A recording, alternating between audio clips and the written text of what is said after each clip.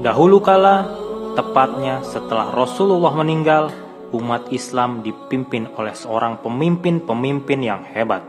Hingga pada akhirnya di tahun 1922, kerajaan Islam yang bernama Kesultanan Utsmaniyah atau dikenal dengan nama Ottoman yang berdiri di Turki resmi dihapus oleh Mustafa Kemal. Awalnya, umat Islam dipimpin oleh 4 sahabat Rasulullah. Mereka adalah Abu Bakar As-Siddiq, Umar bin Khattab, Utsman bin Affan, dan yang terakhir Ali bin Abi Thalib. Masa-masa ini dikenal dengan nama Khulafaur Rasyidin. Pada masa ini, wilayah umat Islam membentang dari Jazirah Arab sampai ke sebagian Afrika Utara. Masa Khulafaur Rasyidin ini dimulai pada tahun 632 Masehi sampai dengan 661 Masehi. Lalu berganti menjadi kekhalifahan Bani Umayyah. Muawiyah bin Abu Sufyan adalah pemimpin pertama dari kekhalifahan Bani Umayyah. Di masa ini pula rencana perluasan wilayah umat Islam kembali dilanjutkan setelah terhenti pada masa Utsman bin Affan dan Ali bin Abi Thalib. Tentu saja ibu kota Bizantium yang bernama Konstantinopel masuk dalam rencana perluasan ini. Dan di masa ini pula umat Islam memiliki tokoh-tokoh militer yang sangat luar biasa. Salah satunya adalah Tariq bin Ziyad, seorang jenderal komandan militer yang berhasil menaklukkan daratan Spanyol dengan cara menyeberangi lautan yang memisahkan antara Maroko di benua Afrika dan Spanyol di benua Eropa. Disinilah dimulainya kerajaan Islam di benua Eropa. Satu persatu, kota-kota di wilayah Spanyol berhasil ditaklukkan, seperti Cordoba, Sevilla, dan Toledo. Kekhalifahan Bani Umayyah ini berdiri setelah masa Khulafaur Rasyidin di tahun 661 sampai dengan tahun 750 Masehi.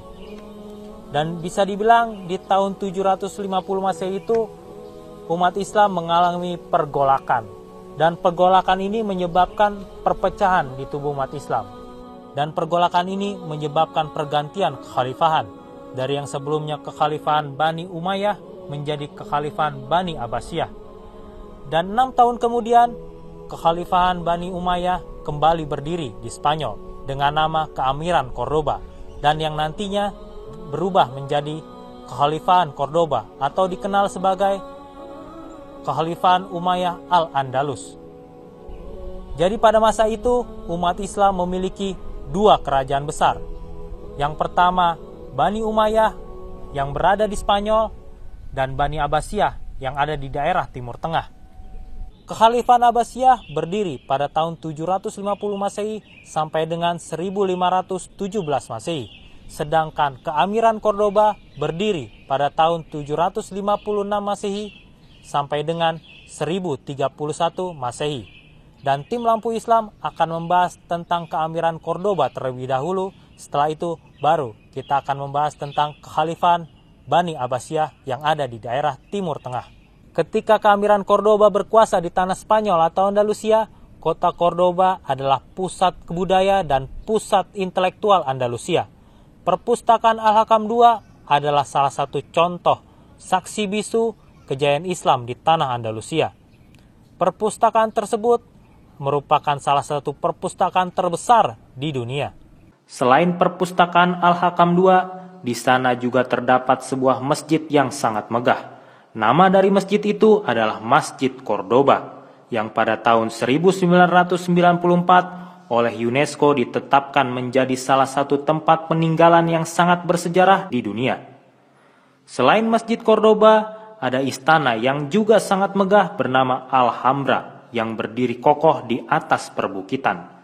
Tentu saja, Istana Alhambra juga merupakan saksi bisu kejayaan Islam di tanah Andalusia. Tidak hanya bangunan yang megah, di masa ini pula muncul banyak sekali cendekiawan-cendekiawan Muslim di tanah Andalusia. Ibnu Zuhri, Abu Al-Qasim Al-Zahrawi, Ibnu Hazm Al-Andalusi, dan masih banyak lagi.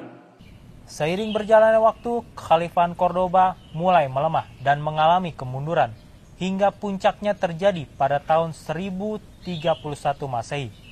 Ketika itu, Kekhalifahan Cordoba atau dikenal sebagai Bani Umayyah Al-Andalus mulai terpecah belah karena Dewan Menteri yang saat itu memerintah kota Cordoba menghapus jabatan khalifah. Kerajaan-kerajaan kecil ini berpusat di kota-kota tertentu. Dan dimulailah era baru bernama Muluk at-Taif atau Taifa. Inilah awal kehancuran umat Islam di tanah Andalusia. Dan kondisi ini diperparah karena selain sudah terpecah belah, kerajaan-kerajaan kecil ini juga saling bersaing antara yang satu dengan yang lainnya. Padahal kerajaan-kerajaan kecil ini sudah tidak memiliki kekuatan secara militer dan biasanya mereka lebih memilih membayar upeti kepada kerajaan-kerajaan yang lebih kuat di sekitarnya. Kerajaan-kerajaan kecil ini diantaranya adalah Sevilla, Zaragoza, Granada, dan Toledo. Lalu pada tahun 1493 Masehi, kerajaan Islam terakhir di tanah Andalusia bernama Kerajaan Granada berhasil dikalahkan. Dan umat Islam resmi terusir dan berakhir sudah kekuasaan umat Islam di tanah Andalusia. Sekarang kita mundur sejenak tepatnya di tahun 750 Masehi, di mana saat itu umat Islam terjadi pergantian kekhalifahan yang tadinya kekhalifahan Bani Umayyah menjadi kekhalifahan Bani Abbasiyah. Dan kekhalifahan Bani Abbasiyah sendiri berdiri dari tahun 750 Masehi sampai dengan 1517 Masehi. Di masa inilah kota Baghdad menjadi kota yang berkembang sangat pesat, hingga kota ini disebut sebagai pusat ilmu pengetahuan dunia. Hingga pada tahun 1258 Masehi, invasi bangsa Mongol yang dipimpin oleh Hulagu Khan menghancurkan kota Baghdad. Semenjak saat itu, kota Baghdad tidak lagi menjadi pusat ilmu pengetahuan dunia, karena kota Baghdad benar-benar dihancurkan. Terpecahnya kekhalifahan Cordoba di tanah Andalusia merupakan indikasi bahwa kejayaan Islam di tanah Andalusia akan segera berakhir. Dan benar saja, satu persatu kerajaan Islam di tanah Andalusia berhasil ditaklukkan oleh kerajaan-kerajaan lain yang lebih kuat yang ada di sekitarnya. Sama seperti kekhalifahan Cordoba yang ada di tanah Andalusia, pada masa kekhalifahan Bani Abbasiyah muncul banyak sekali cendekiawan-cendekiawan Muslim. Di antaranya Al-Khwarizmi, Ibnu Haytham, Al-Farabi, Al-Batani, dan masih banyak lagi. Bisa dibilang pada masa ini Islam benar-benar berkontribusi besar pada dunia. Kekhalifahan Bani Abbasiyah sendiri berdiri selama 767 tahun. Ada kesultanan dan dinasti yang berdiri dan runtuh silih berganti. Salah satunya adalah Kekhalifahan Fatimiyah yang beraliran Syiah. Kekhalifahan Fatimiyah sendiri berdiri tahun 909 Masehi dan runtuh pada tahun 1171 Masehi. Lalu digantikan dinasti Ayyubiyah di tahun yang sama sampai dengan 1341 Masehi. Kalian pasti sudah tidak asing dengan film yang berjudul Kingdom of Heaven. Film tersebut mengisahkan perjuangan pasukan kaum muslimin untuk merebut tanah Palestina. Saat itu pasukan kaum muslimin dipimpin oleh Sultan Salahuddin Al-Ayyubi. Dan untuk informasi tambahan, Sultan Salahuddin Al-Ayyubi ini adalah seorang pemimpin pertama pada dinasti Ayyubiyah. 79 tahun kemudian setelah dinasti Ayyubiyah berdiri, tepatnya pada tahun 1250 Masehi, berdiri Kesultanan Mamluk. Lalu 49 tahun setelah Kesultanan Mamluk berdiri, atau lebih tepatnya di tahun 1299 Masehi, muncul Kesultanan Utsmaniyah atau Ottoman. Bisa dibayangkan, pada masa itu di saat yang sama berdiri 3 kerajaan Islam di 3 wilayah yang berbeda-beda. Kerajaan tersebut adalah dinasti Ayyubiyah yang berpusat di kota Aleppo, Kesultanan Mamluk yang juga merupakan kekhalifahan Abbasiyah ada di daerah Mesir, dan Kesultanan Utsmaniyah atau Ottoman ada di daerah Turki. Dinasti Ayyubiyah sendiri runtuh pada tahun 1341 Masehi. Sementara Kesultanan Mamluk atau Kekhalifahan Bani Abbasiyah runtuh pada tahun 1517 Masehi. Hingga pada akhirnya Kesultanan Ottoman atau Kesultanan Utsmaniyah menjadi satu-satunya kerajaan Islam yang masih tersisa. Meskipun tinggal satu-satunya, tetapi kekuatan Kesultanan Ottoman masih sangat diperhitungkan. Salah satu buktinya adalah ditaklukkannya ibu kota Bizantium yang bernama Konstantinopel oleh para pasukan Ottoman yang dipimpin oleh Muhammad Al-Fatih pada tahun 1453. Nama Konstantinopel pun diubah menjadi Istanbul. Bisa dibayangkan rencana penaklukan yang sudah diagendakan pada awal masa pemerintahan Khalifah Bani Umayyah di tahun 750 Masehi baru terrealisasikan sekitar 700 tahun setelahnya, atau lebih tepatnya pada tahun 1453 Masehi. Dan untuk pembahasan lebih mendalam tentang penaklukan ini, kalian bisa tonton video Lampu Hitam sebelumnya. Kesultanan Utsmaniyah ini sendiri berdiri selama 623 tahun. Dan dalam rentang waktu tersebut, Kesultanan Utsmaniyah mengalami banyak sekali tantangan dan perlawanan. Tercatat pada tahun 1402 Masehi sampai dengan 1413 Masehi terjadi perang saudara di wilayah kekuasaan Kesultanan Utsmaniyah. Tentu saja, peristiwa ini melemahkan kekuatan Kesultanan Utsmaniyah. Sebagai bukti, sebagian wilayah Utsmaniyah sempat terlepas, tetapi kembali berhasil direbut pada tahun 1430-an Masehi sampai dengan 1450-an Masehi. Sama seperti kekhalifahan sebelumnya, di masa Utsmaniyah, umat Islam juga memiliki tokoh-tokoh yang sangat luar biasa. Apabila kalian penggemar anime Attack on Titan, maka kalian sudah tidak asing lagi dengan nama Reis. Frida Reis, Historia Reis, dan Rod Reis. Ternyata, pada zaman Kesultanan Ottoman, keluarga Reis benar-benar ada.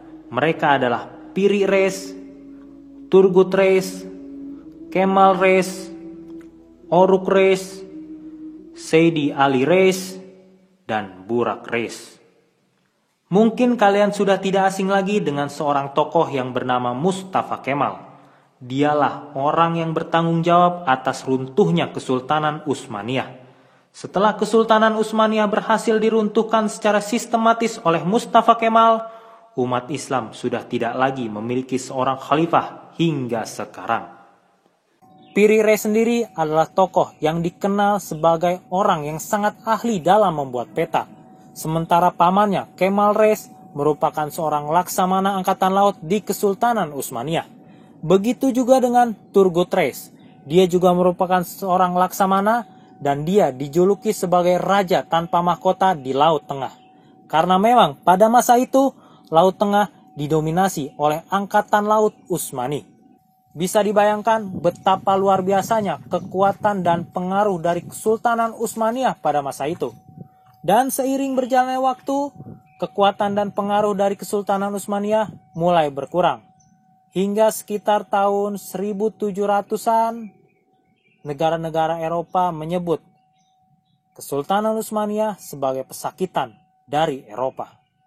Semenjak saat itu, wilayah kekuasaan Kesultanan Utsmaniyah menyusut dengan cepat dari tahun ke tahun, hingga pada akhirnya Kesultanan Utsmaniyah resmi dibubarkan sesaat setelah selesainya Perang Dunia Pertama, atau lebih tepatnya pada tahun 1924 Masehi.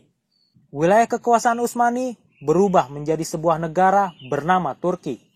Pusat pemerintahannya pun ikut berubah dari yang tadinya Istanbul menjadi Ankara. Begitu juga dengan sistem pemerintahannya. Mungkin itu aja yang bisa tim Lampu Islam bagikan tentang sejarah Islam di dunia. Dan kalau misalkan kalian merasa ada yang salah atau mungkin tidak cocok atau tidak sesuai, langsung aja tulis di kolom komentar biar kita bisa sama-sama belajar tentang sejarah panjang kekhalifahan Islam di dunia. Karena tujuan dari dibuatnya video ini adalah supaya kita semua nggak bingung ketika ada orang yang bercerita tentang sepenggal sejarah di masa kekhalifahan. Ingat, sejarah selalu terulang, tapi manusia tidak bisa kembali ke masa lalu. Saya Ikhwan dari tim Lampu Islam. Wassalamualaikum warahmatullahi wabarakatuh.